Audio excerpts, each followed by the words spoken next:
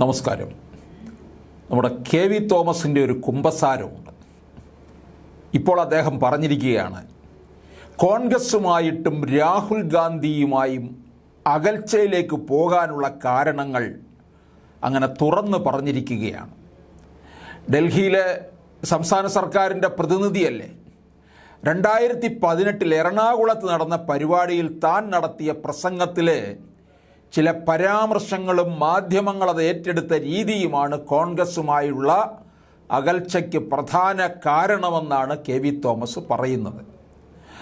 Safari ടിവിയുടെ ചരിത്രം എന്നിലൂടെ എന്ന പരിപാടിയിൽ സംസാരിക്കുന്നതിനിടെയാണ് അദ്ദേഹം ഇക്കാര്യം തുറന്നു പറഞ്ഞിരിക്കുന്നത്.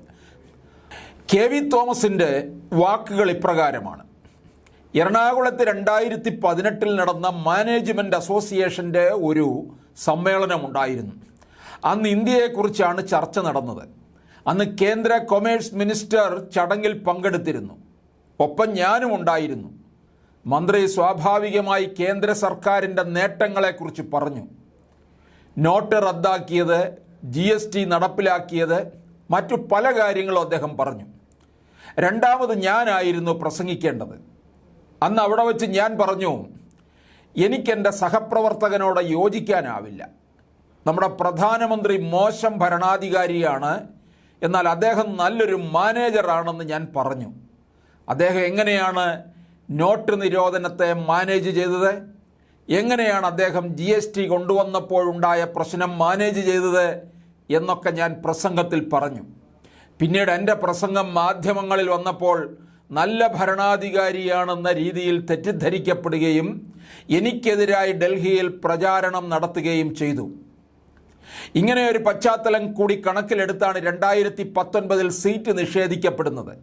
സീറ്റ് കിട്ടിയില്ല എന്നതിനപ്പുറത്ത് എന്നോട് ഒന്നും പറഞ്ഞുമില്ല, മുൻകൂട്ടി ഒന്നും അറിയിച്ചില്ല. അറിയിക്കാമായിരുന്നു എന്ന ദുഃഖം എന്നെ അലട്ടിയിരുന്നു. അവിടുന്നാണ് ഞാൻ കോൺഗ്രസിൽ നിന്ന് കൂടുതൽ അകന്നു പോകുന്നത്.